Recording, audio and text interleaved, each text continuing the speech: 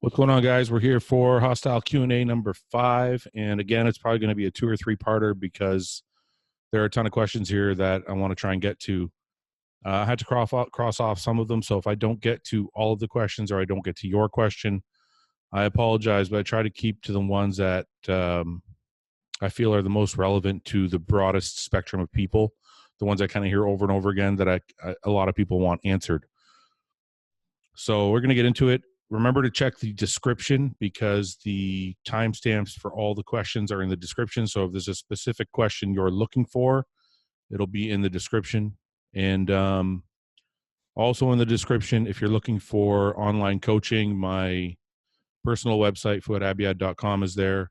If you're looking for clothing, my merchandise website and company website, HOSSTILE.com.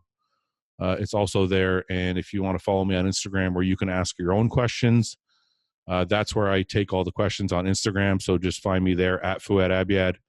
Follow me there and just wait for the posts for the question, the Q&As. And once you see that post, you can ask your question below and have a chance to have it answered. So that's all that shit. So let's get to the important stuff. You want to get to the questions. So let's get into it.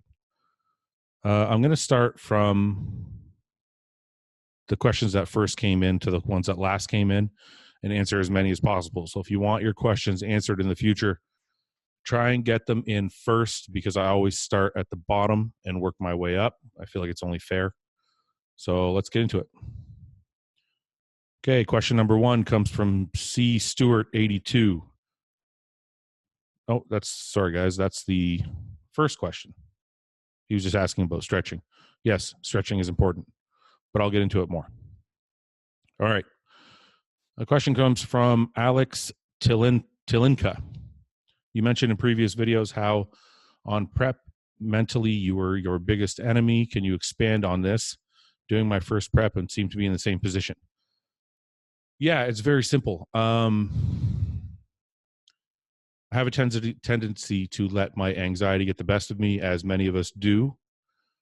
And I overthink and overanalyze every little thing, and I might pose too much or something during my prep.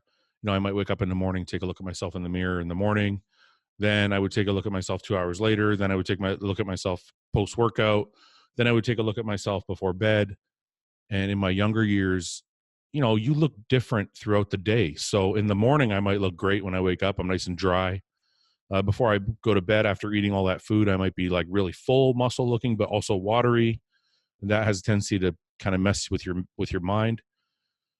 So those things would trigger me. And it got me to a point where I was like, you know what?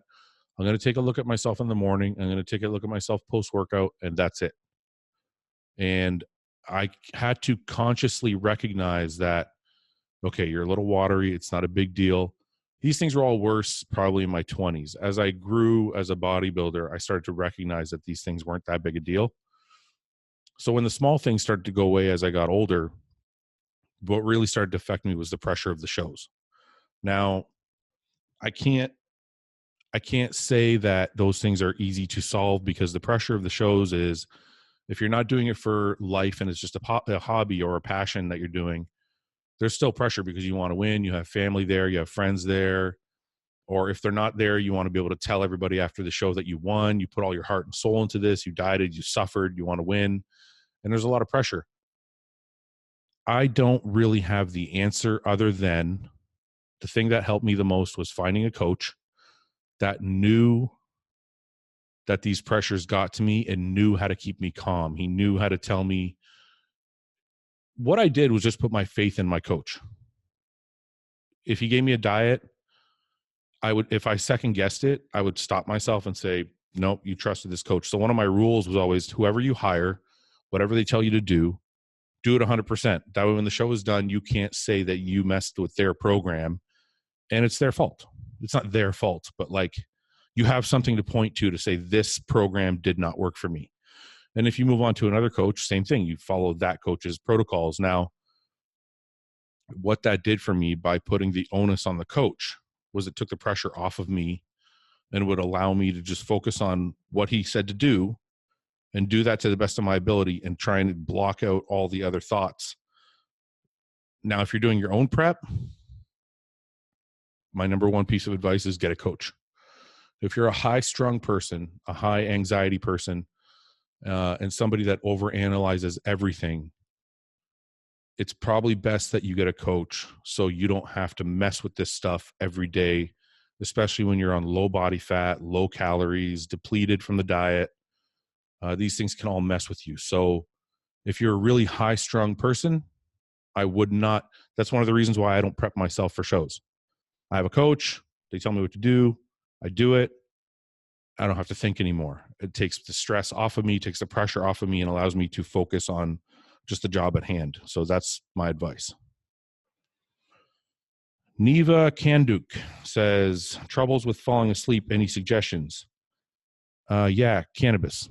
My number one cure for my sleep troubles I was having was edibles. So if I have back pain, it would help. If I just couldn't sleep, it would help. A lot of times I can go to sleep no problem, but I have trouble staying asleep.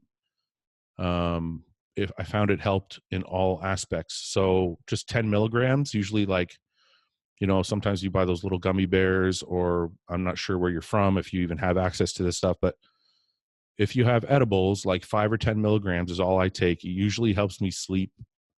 Like I said, I usually don't have trouble falling asleep, but even if I do, it'll help me kind of nod off eventually. But usually I can fall asleep no problem, but it keeps me asleep, which is the main reason I take it. And if I do have pain, I prefer not to take a whole bunch of ibuprofen or stuff like that. So I usually take edibles to help me with any back pain or any aching pains that are going to keep me awake. So to me, that's the main go-to. M. Dakal. Sorry if I butcher these names. Besides your parents or family members, who is someone you looked up to when you were younger? Any athletes or bodybuilders? Yeah, I always look to my peers. A lot of people don't look to their peers. They try and compete with their peers. I compete with my peers. I'm not saying I don't, but at the same time, I also look to those who are successful, and I try and find a commonality.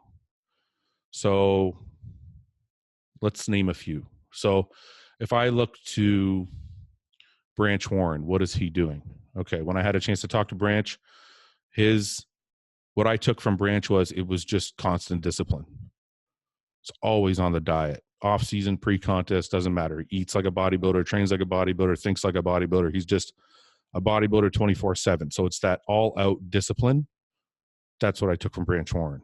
If you look at Evan Senapani, what do I take from Evan Senapani? Very, very pays a lot of attention to detail. Very methodical in his approach, whether it be with the vegetables or the different reasons he's eating vegetables, different minerals, different vitamins, different spices he's using to help with his body's progression or his overall health.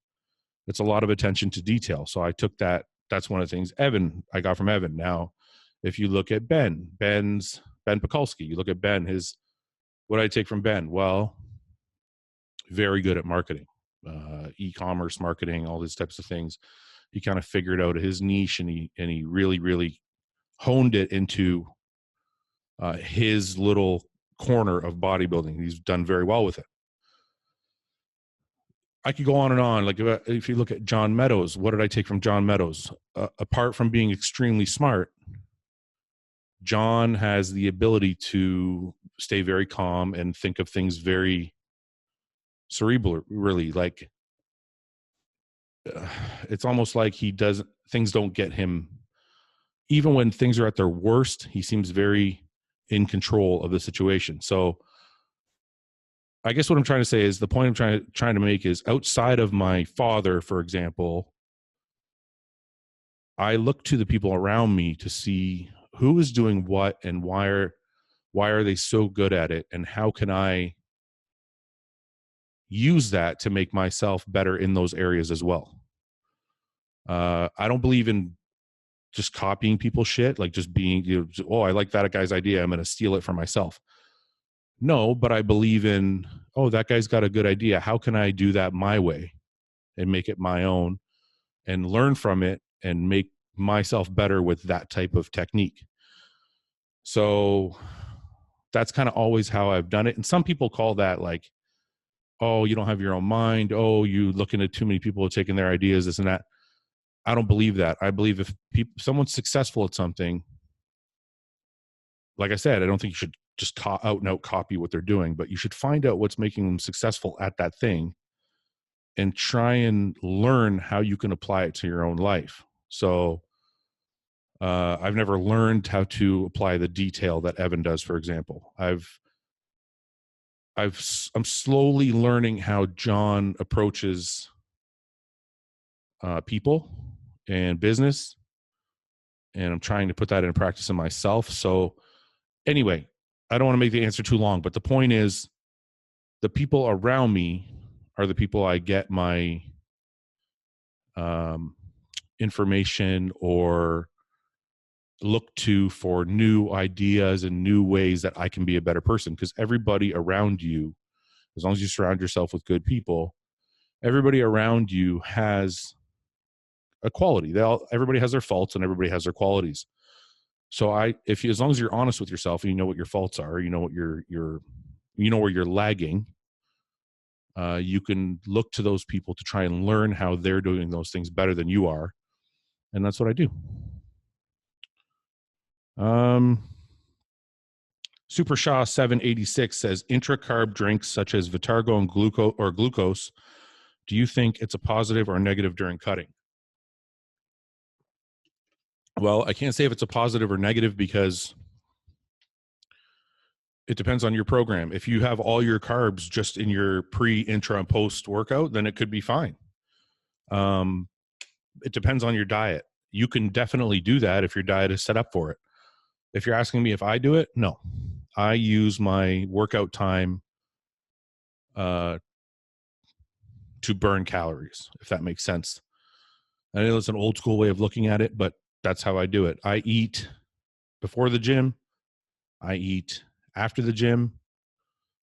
Before pre-workout, intra-workout, as far as shakes go, there's no calories. You know, it's like calories, but they're minimal. It's like essential aminos, that kind of stuff. I'm not adding, protein or carbs or anything. I'm not adding any extra calories during my cutting phase, unless it's a refeed day or a cheat day. And my coach has said, put 50 grams of dextrose or whatever carb powder you use, put it in your intra workout just for extra pump or something like that. Then that's when I'll use it. But most likely during a cutting phase, I'm not going to use that stuff. Ali 2202 says, what is the best cutting diet? How do you feel about the current cutting tools, intermittent fasting, carb cycling, keto? What I'll say is this: if you're a bodybuilder and you want to be a bodybuilder and you want to hold on to as much mass as possible, I believe in a carb cycling diet or a balanced diet, or low carb diets work, but I don't believe in not eating. So if you want to be a bodybuilder, you want to keep as much muscle as possible or gain muscle or stay full and have that round look. I don't believe in keto because I tried it, and although it works for cutting fat and you are going to retain muscle, it just doesn't feel good as a body. I didn't feel good training on a keto diet. Intermittent fasting, like I said, as a bodybuilder, I don't believe not eating is a good way to keep muscle, gain muscle, or retain muscle.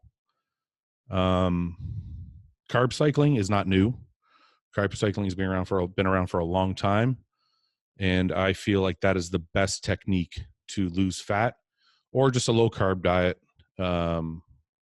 with small spikes, which is also a form of carb cycling. But I feel like those two diets for me are the best ways to get shredded. And like I said, eating every 2 to 3 hours, usually 6-7 meals a day. That's going to keep the muscle fed and keep your training running on high. Muscle Freak 47 says, ever used any intra workout carbs? Your opinion on it? Sorry, guys, we just kind of went over this. I did leave it in there because I do use intra workout carbs in the off season. So in the off season, when I'm really trying to gain weight, like if I'm having trouble gaining weight in normal food, I'll do like 50 grams or 30 to 50 grams pre-workout, 30 to 50 grams intra, and another 30 to 50 grams post. And I know some of you are thinking insulin. I don't use insulin. I just, I'm trying to add calories where I can. And I get a better pump sometimes with those carbs. But I'm not, like I said, I've said in previous Q&As and previous interviews, I don't like insulin. So it's not why I'm adding the carbs, but I add the carbs, like I said, for that more full look and to add calories into my overall diet. AZ Wrestler says, which is better, pure citrulline or citrulline malate, and why, and how much should be taken? Like I said at the beginning of many of these, I'm not a doctor, I'm not a guru. This is just my opinion, what I use, what I do. My opinion is pure citrulline is best. I don't want the malic acid involved. I just want the pure citrulline. And I don't know why I would have. Sorry, guys, my phone's going off here. I don't know why I would have a mix of anything. If you're trying to, like, if you want something pure, like some people have said, the malate makes it a better more absorbable. I don't believe that. I think the pure form of it is what I want. I feel like it's what's best. And 6 grams is probably the minimum I would go with every, like, pre-workout. So 6 grams pre-workout. Sometimes I take up to 9 to 12, depending on the day. But I feel like that's kind of overkill. I think 6 grams is a good dose pre-workout to take pure citrulline. If you're taking citrulline malate, you're going to have to double that dose. Like if it says citrulline malate and it says 4 grams, you're only getting 2 grams of citrulline. So you're going to have to triple that dose to get to 6 grams. So make sure you look at that scoop and you look at how much actual pure citrulline is in that scoop. Because if it's citrulline malate, it's going to be a 2-to-1 ratio. So you're only going to get, if there's 4 grams, 2 grams of that is malate and 2 grams of that is citrulline. So you're going to want to make sure you're going to have to double or triple your scoop to get that 6 grams. So personally, I would opt to find a supplement that has pure citrulline, and now that's the way I would go. Testosterone booster for a 19-year-old, good or bad? I don't think you need it, personally. At 19 years old, your testosterone levels should be humming along a great, unless you have some type of ailment. So I really don't feel like it's necessary for a 19-year-old to take a testosterone booster, because how much higher could it be? I mean, it's peaking at that age anyways. Thomas X Frame Army says, was there any point coming up in bodybuilding where you felt like you hit your stride with progress, or was it always 2 steps back, then 3 steps forward? No, it depends what you mean by 2 steps back. Some people think gaining weight and getting a little bit chubby in the off season is 2 steps back. I never looked at it that way. If you mean getting hurt or not making muscular progress is 2 steps back, yeah, those things have happened, but there were long bouts where they didn't. So from 20 to 30, I really didn't feel like I took any steps back. My body just kept progressing every year. I got a little better, a little better, a little better. When I got to the pros at 27, I did well for the first couple of years, and then it kind of was stagnant, and I felt like I wasn't pushing my body enough. So I started to push real hard. And I think my progress slowed from 32. It got better, and then I started to push too much. And it started to get worse. So from 31, 32, I got better. Then 33, 34, 35. I got worse because I was overdoing it, trying to get better. I want to get better. I started doing more and more and more, and it was just beating the shit out of my body. And when John Meadows took over at 34, 35, I got better again. So, and then there was like 2 or 3 years where I kept getting better. So it doesn't have to be 2 steps back, 3 steps forward. If you do it right, and I didn't always do it right. If you do it right and you just listen to your body, you can just keep progressing. As long as you just go slow and do it because you love it, and don't try and force shit. You can keep progressing and keep progressing and keep progressing very slowly and moderately over time. I think when you try and force things that your body does not want to do, that's when you start going backwards.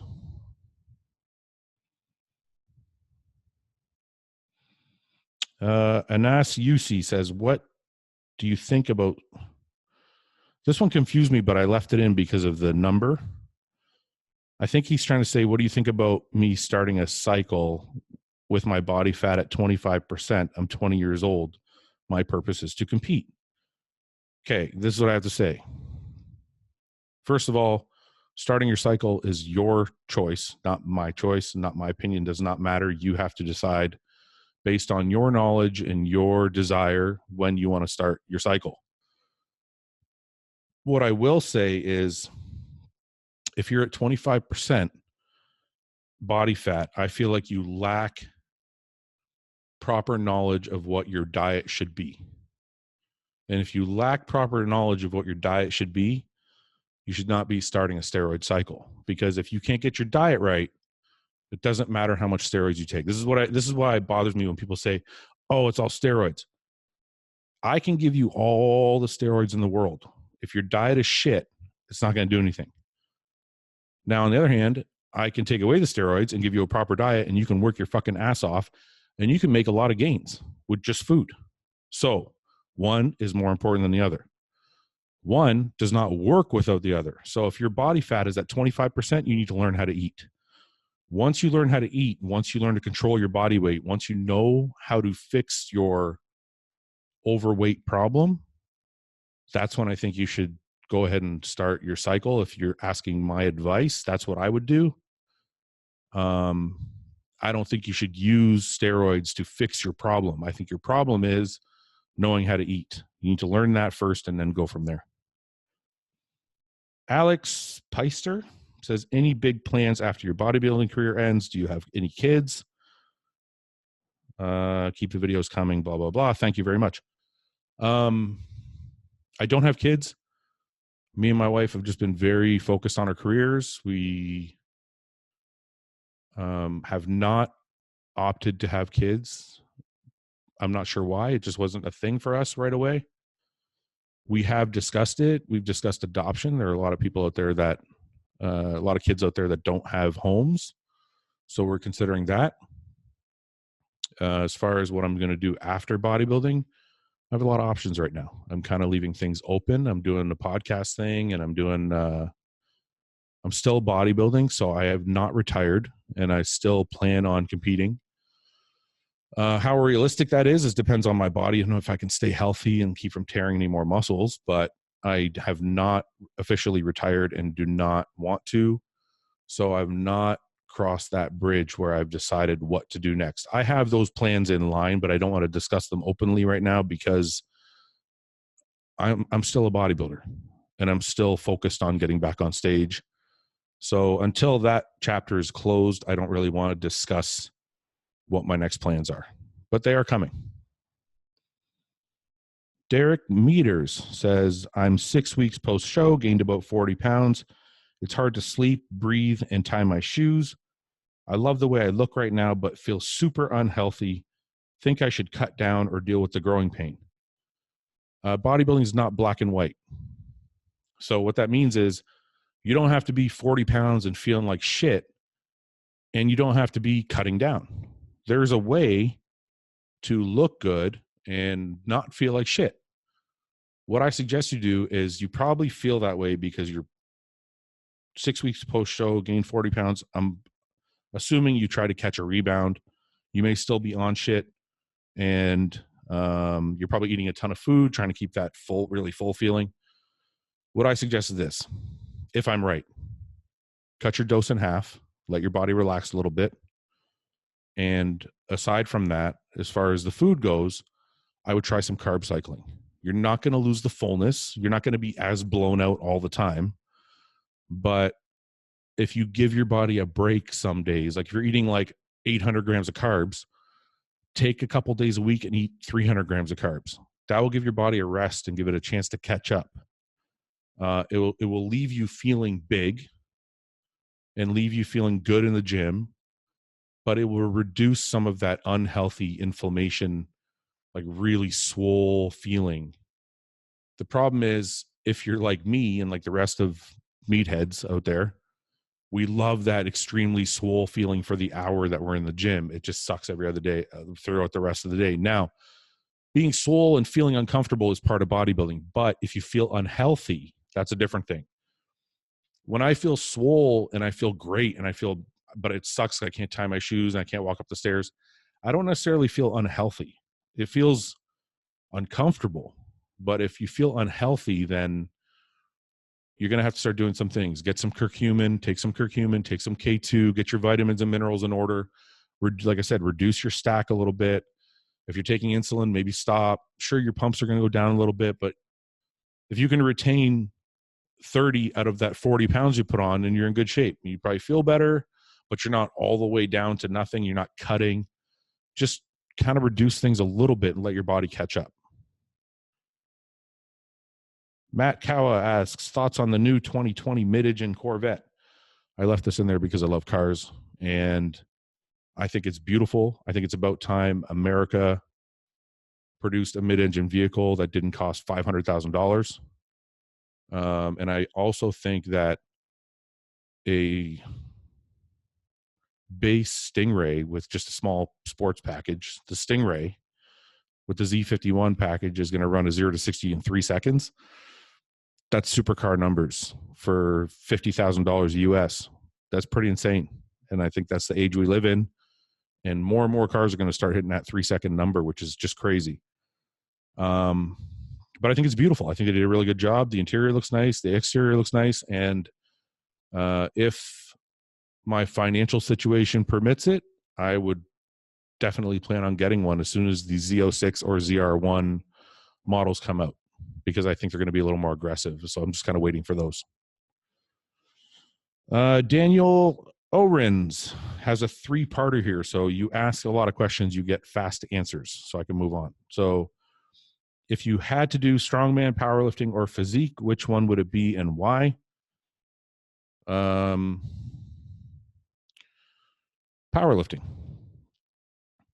Assuming I could stay healthy.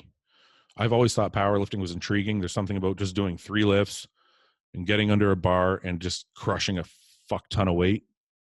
It just scares the hell out of me because I get injured so easily. I don't know if I could ever handle that. But barring that, if I was injury free, yeah, powerlifting would be my choice, or strongman. It definitely wouldn't be men's physique. Not that there's anything against men's physique, but it's just not my thing. So it would either be powerlifting or strongman, probably powerlifting. If you could share the stage with any bodybuilder, dead or alive, who would it be? I don't know. I shared the stage with everybody I want to share this. I've never really thought of that like that. Like, oh, I'd love to be on stage with Ronnie. Why? So he could fucking dwarf me? Like, there's no point. I mean, yeah, I'd like to say I competed on the same stage as Ronnie just so I could say I competed with the greatest ever. But I've never really thought of that. But if I had to pick one, that would be it. Any advice on song choices when doing your routine, something sentimental to yourself or something that'll get the crowd pumped? My personal opinion on song choices for routines is your taste does not matter. I've seen guys come out to some music that I know they loved, but the crowd is like, what the fuck am I listening to? Your taste does not matter when it comes to routine. If you want the crowd to be happy or to cheer, your music has to suit you. So, and you also have to be able to pose to it. So personally, for me, like I either pose to like hard rock, which is not often, but more so like dramatic like theme music, or I don't know if that's what you want to call it, but dramatic music, like the orchestra type shit. Because I feel like there's a lot of hard hitting notes that kind of gives that crowd, like it goes with my posing. My posing is very hard. So I want those hard notes in the background. Whereas if you pose like a Sean Ray, then you can come out to Mariah Carey and you can crush it. So your posing has to suit your physique, your posing style, but it also has to be something the crowd can feel, right? So if you pick music that fits your physique and it's something you can pose to, usually the crowd aspect will take care of itself, because the crowd can see that you're nailing all the notes, all the poses with the proper notes, and everything looks pretty awesome, right? Whereas if you pick some music that you like, but it doesn't suit your body at all, or you don't know how to fucking pose to it because it's really weird music, which I have seen, the crowd's sitting there like, okay, what am I watching? This person just picked a song that he likes, and now he's just dicking around up there. It's got to look like an act. Like it's got to look like you planned it, like you put some fucking effort into it. So, like I said, pick music that suits you, pick music that you can pose to. Diego Molinek says, every time I go through posing rounds, my legs lose a significant amount of detail really fast. Any clue why this is? It's probably because you're a little flat. Sounds like you're a little flat. You don't have enough carbs, and your muscles a little depleted. So when you start posing, they start to disappear and then they get watery. That's my first guess as to what's happening. Like if you're doing a ton of cardio and you're depleted, when you start posing, first of all, the trauma from the cardio, you're going to start to retain water, right? If the muscle's tired, there's some water there. If you don't have a lot of carbs in your system, you start posing, you start burning up that glycogen. Once you start burning up that glycogen, the muscle flattens out. Well, as the muscle flattens out and there's water there because of the trauma from cardio, now you've lost a lot of your detail and separation. So maybe ease back on the cardio if you can a little bit, increase the food a little bit, and then try posing and see what happens. Dell's Fit Journal says, can you talk a little bit about training modification and diet modification as you get older into your late 30s and into your 40s? Just simple stuff. So training wise, a lot more warm-ups or feeder sets or acclimation sets, whatever you want to call them. When I was younger, I used to go in and squat, 1 plate, 3 plates, 4 plates, 5 plates. I would just skip over to the 2 plates. Now I go in and I start with the bar, go to a quarter, go to a plate, plate and a quarter, 2 plates, 3 plates, 4 plates. So there's like a lot of there's 3, 4, 5 warm-up sets there before I get to 3, 4, 5 plates. So one thing for sure I've noticed in my late 30s and now I'm 40 is that I have a lot more warm-up sets and a lot less failure sets. Whereas when I was younger, I had a lot of failure sets. Like my warm-up was almost a failure. Like I would sit there and do 25 reps for a warm-up. Not saying that's the way to do it. And I'm not saying the way I'm doing it now is not better. I mean, a lot of people now, even younger guys I know, are doing like that Dorian Yates style of training where you kind of do 1 or 2 or 3 acclimation sets, and then you only really have one set that's like all out to failure. That's kind of what I'm doing now. Now, diet-wise,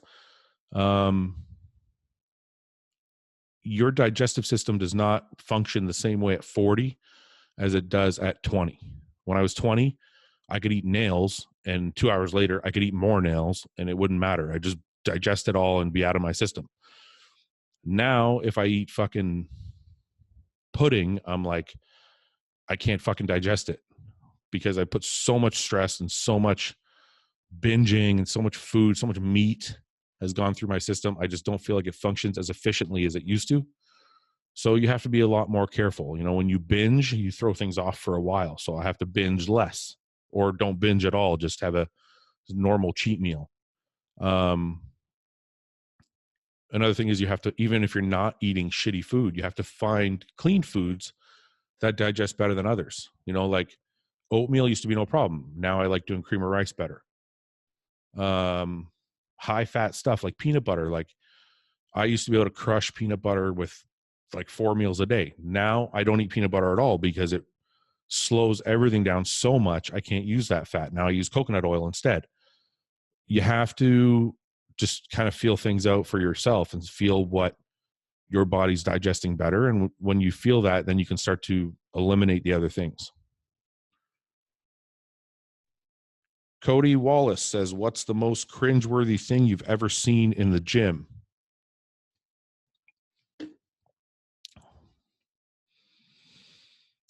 I have to say people talking drives me fucking batshit. And I know that's wrong of me because some people go to the gym for their social time, right? Like it's not Not everybody's going to the gym to build a world-class physique or put on tons of muscle. Some people are just going there to feel good, talk to some friends.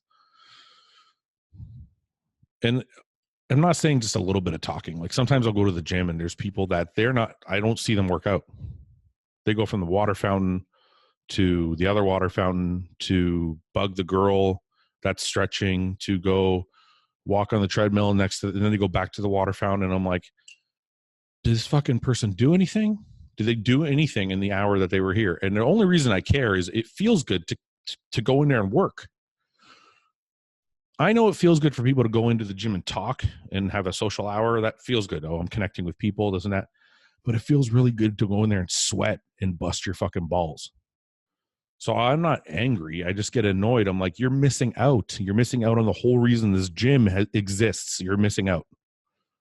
And you're really annoying me because you're in the gym and you're not doing anything. And then you're the one who's going to complain that you didn't make any gains or you're still fat or whatever the fuck it is. Like that's my biggest cringeworthy thing is people that don't do shit but complain the most. Tiffy guy says, how often do you implement rest days? Do you do active rest days or straight up no gym on that day? I talked about this in a previous Q&A. I will mention again. Rest days for me, for a while I did instinctive training. I think that's why I've been getting so hurt so much, because it doesn't work for me, because instinctively I want to go to the gym every day. So I was just way overtraining and not resting enough. Now I stopped and I actually have 5 days a week that I train. I have 2 rest days, Thursday and Sunday, and I don't miss them, and I just rest. And I might do cardio in the morning, but that's it. I don't go train. I don't tax my system. My cardio is really light. It's like steady state, level 2 or 3 on the step mill. It's not anything that's going to hurt my body. If anything, it's going to help me recover a little bit. So, the cardio doesn't really count. If you're talking about weight training, I have 2 days where I don't touch the iron. It's Thursday, Sunday. Those are my days off. Sunday, I think most of the time I don't do cardio either. So really just that day is complete nothingness. Rod Rim DP. I don't know what that name means, but it's fucked up. He says, hi, Hoss, which way do you think is better for gaining real size, competing then rebounding, or taking a complete year off and bulking? My personal opinion is if you can be strict, if you are focused, and if you can pay attention to detail, and if you're not swaying from the program or falling off the program, I think taking a year off and dedicating yourself to putting on muscle, eating right, and just training your ass off, I think is the best way to make any significant gains. Darby O'Hara says, can you provide any insight into finding good women out there that are at least familiar with the bodybuilding lifestyle, but are also independent and not crazy? I compete, but I also have a college degree and a good career in the field I'm educated in. Okay, how can I find you a girl that's not crazy and perfect and has a good career and is fun and is sexy? And you're talking about a unicorn, man. Look, every person, girl or guy, somebody, a very smart man told me this once, and I fully believe it. Every person, girl or woman or man, the best you're going to get is 80%, which means 20% is shit. So like for me, for example, my wife has me. I think she likes 80% of me, but she probably could do without the other 20%. So you're not going to find a girl that loves bodybuilding, is independent and all this, not crazy, there's going to be something wrong, right? Okay, assuming you find a girl that has something wrong, but it's something wrong that you can deal with, because that's what we all end up finding. Cool. My opinion is this: find a girl. In my opinion, do not find a girl at the bar. I know people are going to disagree with me, and that's fine. These are my own beliefs.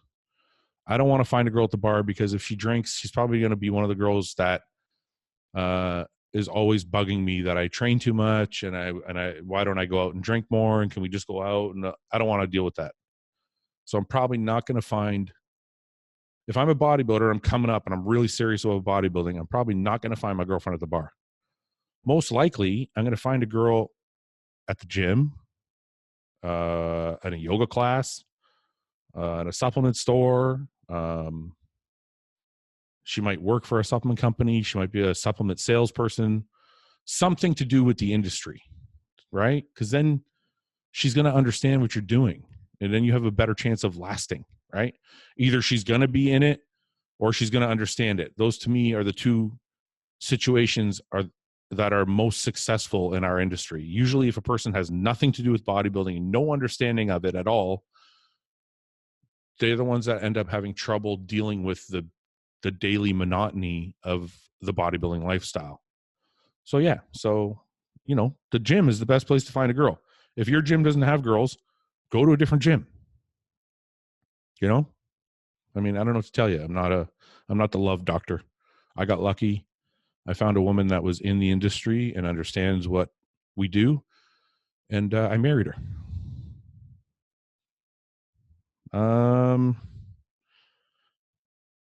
Pipo FL10 says, during off season, in order to gain more size, is it better to train later in the day when you have more food in your body, or is it the same if you train early after meal one?